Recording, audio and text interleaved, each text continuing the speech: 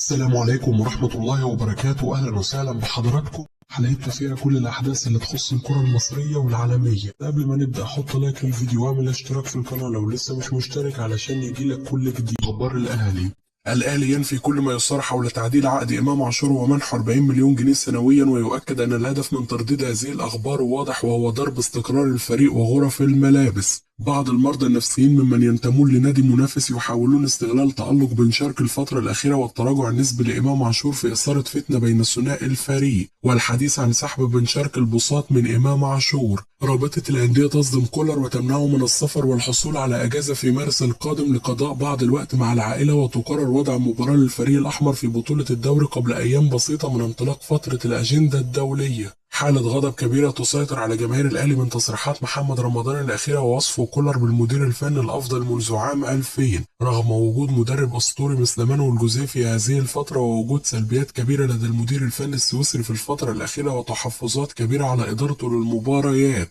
ومصدر يؤكد أن محمد رمضان كان لديه هدف واضح من هذا التصريح، وهو طمأنة المدير الفني على مستقبله مع الفريق وسط الضغوط الكبيرة عليه الفترة الأخيرة ومطالبة الجماهير برحيله، والتي وصلت للمدير الفني بشكل واضح. يحيى عطية الله يبدي قلقه الشديد على مستقبله مع الأهلي وتواجده مع الفريق في كأس العالم للأندية، في ظل ما يثار مؤخرا عن رغبة النادي في إنهاء إعارته وضم محمود بن تايج بدلا منه. وكيل وسام أبو علي يواصل الضغط على الأهلي لتعديل عقد اللاعب ومنحه راتب أكبر بعد رفض النادي أكثر من 3 عروض ضخمة لرحيله. محمد شوقي يطالب رامي ربيعة وياسر إبراهيم ثنائي الأهلي بحسم موقفهم من التجديد من عدمه وإنهاء حالة التردد الحالية. وتقارير صحفية تؤكد أن الأهلي يدرس إعادة إبراهيم عبد الحكيم أو عبد الرحمن رشدان أو أحمد عبدين ثلاثي الفريق الشاب حال فشلت محاولات التجديد للثنائي الأول. ياسر إبراهيم يحرج عمرو الجنايني ويرفض عرض رسمي من الزمالك مقابل 20 مليون جنيه بالموسم، وآخر من بيراميدز، ويميل بشكل كبير للعب خارج مصر حال عدم تجديده للنادي الأهلي.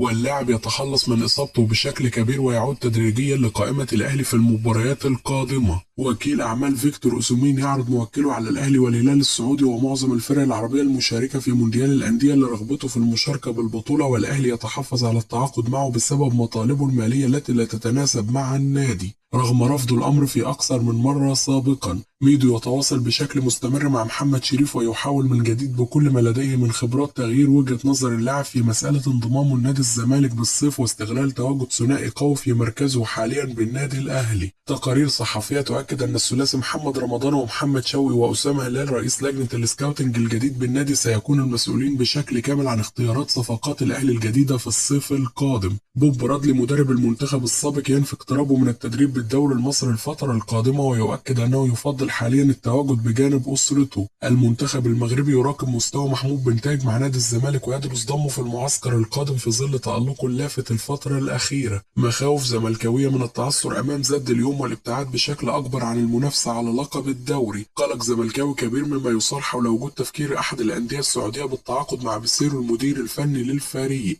اتحاد الكرة يعين محمد الصباحي حكما لمباراة الزمالك في الدوري. محمد رمضان المدير الرياضي بالنادي الأهلي في تصريحات تلفزيونية مساء أمس. شائعات رحيل كولر تخرج من حين لآخر بحثا عن الإثارة والترند، وكولر مستمر مع الفريق الفترة القادمة ولا يوجد أي خصم حدث للجهاز الفني عقب التعادل أمام نادي الزمالك. ولو مستوى الجهاز الفني مش عاجبني هقول له ملاحظاتي يا إما هقول له شكرا. كولر أفضل مدرب تولى قيادة النادي الأهلي منذ موسم 2000، ولن نتربص بالمدير الفني السويسري ولم أطلب رحيله كما يتردد. تم خصم مستحقات من اللاعبين بعد التعادل في القمة الأخيرة أمام الزمالك بالفعل وفقا للائحة. محمد شوقي هو نائب المدير الرياضي للنادي وليس مدير الكرة، وسيكون له دور كبير في بعض الأمور الفنية خارج الملعب ومنها ملف الصفقات والراحلين والأعارات. شغل محمد شوقي سيكون بعيد تماما عن مارسيل كولر المدير الفني، لكنه سوف يكون له دور هام في الاختيارات الخاصة بالميركاتو الصيف القادم والخاصة بكأس العالم أيضا، بالإضافة لعمله الإداري مع فريق الكرة في الفترة الحالية. علي معلول لاعب يمتلك تاريخ كبير جدا مع النادي الأهلي، وهو أفضل لاعب أجنبي دخل الأهلي في آخر 10 سنوات، وإصراره على العودة كلمة السر في قيده. والأهلي تعامل بشكل مادي على أعلى مستوى مع معلول، وفي نهاية يناير وجدنا أن معلول يستحق الفرصة والمشاركة في المباريات، والفترة القادمة سيدخل مع الفريق تدريجيا.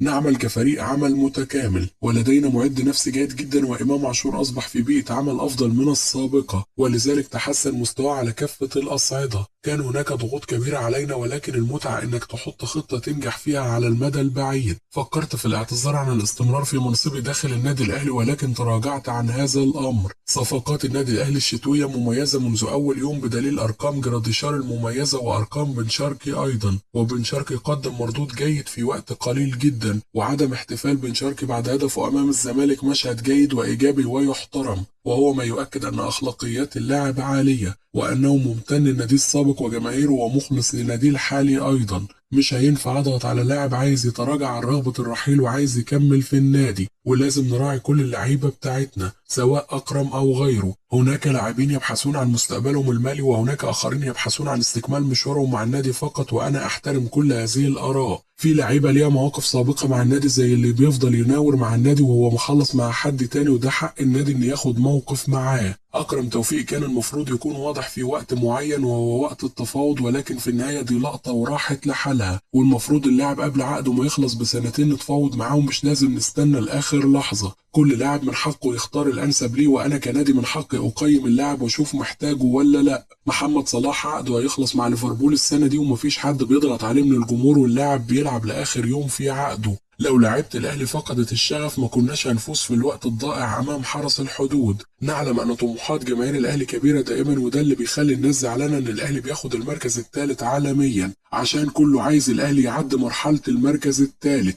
هشام حنفي نجم الأهلي السابق، حسين الشحات لاعب مميز ولكن أداؤه خلال آخر مواجهتين لم يكن الأفضل. جراديشار لاعب متحرك ومشاغب ويتحرك بدون كرة بشكل أكثر من رائع، ولكن أسامة أبو علي لا غنى عنه في تشكيل الأهلي الأساسي. المباريات المقبلة ستكون صعبة على كل الفرق، لأن الفترة القادمة ستشهد تنافس شديد على التواجد في الجزء الأول من ترتيب جدول بطولة الدوري والابتعاد عن المنافسة على الهبوط. إمام عاشور لم يظهر بالمستوى المطلوب في مركز صانع اللعب، حيث يفضل اللعب كجناح، وهو ما أثر على أدائه أمام حرس الحدود. ومروان عطية وأحمد رضا قدموا أدوار متشابهة في وسط الملعب، مما دفع كولر إلى التدخل السريع وإجراء تعديلات بين الشوطين. معتمد جمال مدرب نادي الزمالك السابق، شعبية النادي الأهلي أكبر من الزمالك بفوارق ضئيلة، وهذا داخل مصر فقط، لكن الأبيض يتفوق في الوطن العربي وقارة أفريقيا بشكل عام، وهذا بشهادة جميع اللاعبين المحترفين الذين لعبوا بالدوري المصري وكذلك المدربين. من حق كل نادي أن يرى نفسه الأفضل في العالم، ومن حق كل مشجع أن يعتبر ناديه الأفضل، ولذلك أتفق مع حسين لبيب رئيس نادي الزمالك بأن الأبيض هو أكبر قلعة رياضية في مصر. لا أعلم سبب ما يتردد بشأن سعادة جماهير نادي الزمالك بعد التعادل مع الأهلي في مباراة القمة الأخيرة، وأن تلك النتيجة مرضية للجهاز الفني واللاعبين، فهذا الأمر لا أساس له من الصحة، والفريق كان يلعب على تحقيق الفوز منذ الدقيقة الأولى.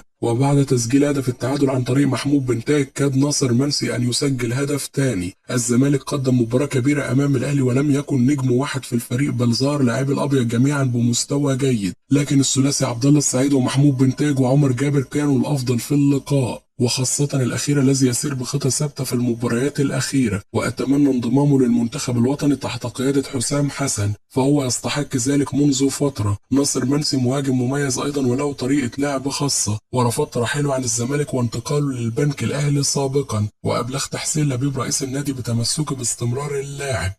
كده تكون انتهت أخبارنا، أشوفكم على خير في حلقة جديدة.